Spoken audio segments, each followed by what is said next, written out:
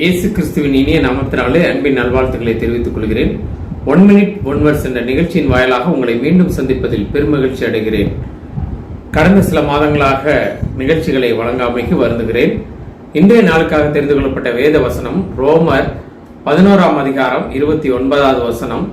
தேவனுடைய கிருபை வரங்களும் அவர்களை அழைத்த அழைப்பும் மாறாதவைகளே. மாறுகின்ற உலகில் மாறாதவர் ஆண்டவராகிய இயேசு கிறிஸ்து. நம்மை அழைத்தவர் உண்மையுள்ளவர்.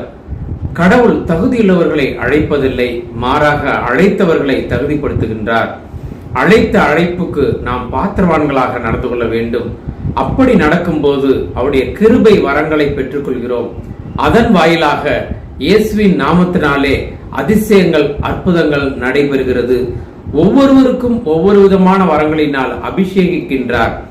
அழைப்பின் தன்மையை உணர்ந்தவர்களாக அதை செயல்படுத்துபவர்களாக இருக்க வேண்டும். அழைப்பே இல்லாமல் வேறு வேலைக்கு பதிலாக இதனை செய்ய நினைத்து செயல்படுபவர்கள் உண்டு.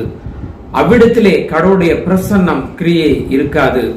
எனவே அவருடைய அழைப்பை ஏற்று செயல்படுபவர்களாக வாழ வளர தேவன் தாமே கிருபை தந்தல்வாராக. ஆமென்.